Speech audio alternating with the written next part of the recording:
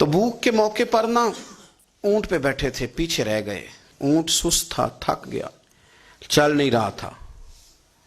हजरत अबू ज़र गिफारी रदी अल्लाह ताला अन्हु पहले तो उसे ले गए एक गांव में कि ऊंट बीमार हो गया, उसका इलाज कराया, लेकिन जब वो ठीक ना हो सका ना तो ऊंट वहीं छोड़ दिया।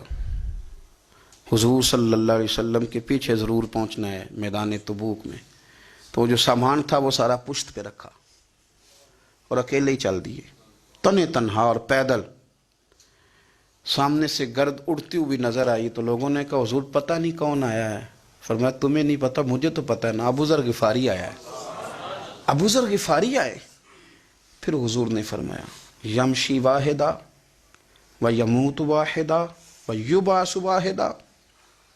फरमाया ये तन्हा चलते हैं, ये तन्हा ही दुनिया से जाएंगे, तन्हा ही उठाए जाएंगे। तन्हा तन्हा चलते हैं, तन्हा ही दुनिया से जाएंगे, इंतकाल तन्हा ही उठाए जाएंगे। जो बहुत ज़्यादा सख्ती करने लगे सहाबा पे, बहुत ज़्यादा। तो हज़रत उस्मान गनी रदी अल्लाह ताला अन्हु ने फरमाया कि आप अपने मिजाज के लिहाज से तो दुरुस्त हैं, पर जो चीज़ आप तारी करना चाहते हैं, जब शरीयत गुंजाइश देती है तो आप क्यों इतनी सख्ती फरमाते हैं। तो फरमाने लगे ठीक है, फिर मुझे रब्ज़ा जाने की इजाज़त दे दो। रब्ज़ा एक बस्ती थी, जंगल था, वहाँ कोई आता जाता नहीं था। असी किसे दे कुछ नहीं च लगदे ते ना कोई साडा दर्दी। हुजूर ने कहा था ना यमशी वाहिदा, तो अकेला चलेगा, रब्ज़ा चले गया। हज़रत सैयदना उस्मान गनी ने कहा ये कुछ बकरियां ले जाओ, दूध पी लिया करना। फरमाया उस्मान मुझे माल की तो ज़रूरत पहले दिन से ही कोई नहीं, मुझे तो रब रसूल की ज़रूरत है, उनकी करम नवाजियाँ मेरे साथ रहती हैं। तशरीफ़ ले गए, वहाँ तन्हा खजूर के खुश्क टुकड़े खाते, इबादत करते, अल्लाह को याद करते। बड़े बड़े लोगों ने आके कहा कि अबू ज़र आपकी बड़ी शान है, हमारे साथ चलें। फरमाया छोड़ो, कहाँ मंशूर हम और कहाँ हंगामे मोहब्बत के, एक हुजरे में रहते हैं, खुदा को याद करते हैं, ज़रूरत कोई नहीं, जहाँ हूँ ना वहाँ मैं ठीक हूँ, हाजत नहीं। विसाल का वक्त आ गया, दुनिया से जाने का टाइम आ गया, अकेले हैं, बीवी है और बेटी है, जंगल का इलाका है, हज हो गया, रास्ते बंद हो गए, बीमार हो गए। अपनी अहलिया को बुला के कहने लगे अब मैं बचूंगा नहीं, अब जाने का वक्त आ गया। मैंने फ़कीरी जो हुजूर की देखी थी उसमें मैंने वक्त गुजारा है, और देख मैं जा भी फ़कीरी मेरा लै सजड़ा सा तोड़ दी पाई, जान भी दिती तेरा तेरे, अब जाने का वक्त है। तो इस तरह करना, अगर तेरे पास कोई कपड़ा हुआ तो मुझे कफन दे देना, ना हुआ तो अल्लाह के सुपुर्द कर देना।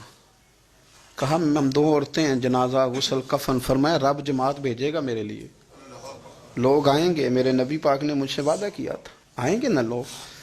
तो अहलिया कहने लगी अबू ज़र आपको कैसे पता है कि आप इस सहरा में इंतकाल कर जाएंगे, अल्लाह शिफा देने वाला है। फरमाने लगे हम 3-4 लोग बैठे थे तो हुजूर ने फरमाया था तुम में से एक शख्स सहरा में अकेला इंतकाल कर जाएगा। तो वो मेरे जितने बाकी साथी थे वो सारे इंतकाल कर गए, अब मैं अकेला ही बचा, मुझे पता है वो मैं ही हूँ। तो तुम देखना तुम्हें कोई ना कोई मिल जाएगा गुस्ल कफन के लिए। आपकी अहलिया कहती हैं कि मैं उठी, कभी दौड़ के मैं बाहर जाती, सड़क पे जाके देखती कोई गुजर रहा है, फिर मैं आके कहती हज ख़त्म हो गया है, रास्ते बंद हो गए हैं, कौन आएगा जंगल में। फिर मैं आके उनकी तीमारदारी करती, फिर उठ के जाती, फिर मैं आके तीमारदारी करती। अचानक मेरी नज़र पड़ी तो एक छोटा सा काफिला आ रहा था, उस काफिले में चंद लोग थे और सबसे बढ़कर सहाबी रसूल हज़रत अब्दुल्ला इब्ने मसूद भी थे। मैंने उनको इशारा किया तो वो दौड़े आए, कहने लगे बहन क्या है। मैंने कहा यहाँ एक शख्स है, तुम्हारी थोड़ी सी ज़रूरत है उसको। तो अब्दुल्ला इब्ने मसूद कहने लगे कौन है बीबी। कहते मैंने कहा कि वो अबू ज़र गिफारी हैं। कहती तड़प के रोए अब्दुल्ला इब्ने मसूद, तड़प के कहने लगे अबू ज़र मेरे नबी पाक का प्यारा, मेरे माँ भी उस पर कुर्बान, मेरा बाप भी कुर्बान, किधर है जल्दी बताओ। कहती मैं ले आई, 4-5 लोग थे वो। तो सैयदना अबू ज़र गिफारी कहने लगे अब्दुल्ला मेरा विसाल हो जाएगा, लेकिन याद रखना मेरी बीवी के पास कफन के लिए कपड़ा मौजूद नहीं। और लहो सजना सा तोड़ ही नहीं पाई, जान भी दिती तेरा तेरे, कफन के लिए कपड़ा नहीं है, लेकिन तुम में से ना वो बंदा कोई कपड़ा ना दे جو کبھی کسی سرکاری عہدے پہ رہا ہو، وہ بندہ میرے کفن کے لیے کپڑا نہ دے، کسی سرکاری عہدے پہ رہا ہو۔ ایک انصاری جوان کہنے لگا ابو ذر میں کبھی کسی عہدے پہ نہیں رہا، اگر آپ میری چادر قبول کر لیں کفن کے لیے تو میں ٹھیک ہے، میں نے نا حضور کے طریقے پر زندگی گزاری ہے، چپ کر کے میرا جنازہ پڑھ دینا اور مجھے کہیں اور نہ لے کے جانا، اسی کسی دے کچھ نہیں جو لگ دے تو نہ کوئی ساڈا دردی یہیں کسی صحرا میں جنگل میں یہیں کوئی قبر کھود کے مجھے دفن کر دینا، مجھے جانے نہیں ہے کسی جگہ۔ حضرت عبداللہ ابن مسعود رضی اللہ تعالیٰ عنہ نے جنازہ پڑھایا، اور اس درویش کو جو 5ویں یا 4تھے مسلمان ہیں ان کو وہاں دفن کیا۔ جب خبر پہنچی نا مدینے تو سب سے زیادہ آنسو مولا علی نے بہائے، سب سے زیادہ حضرت علی نے۔ لوگوں نے کہا اتنا کیوں روتے ہو؟ فرمایا 2 ہی تو بندے تھے جو اللہ کے راستے میں کسی کی پرواہ نہیں کرتے تھے، اب ایک ہی رہ گیا ہے۔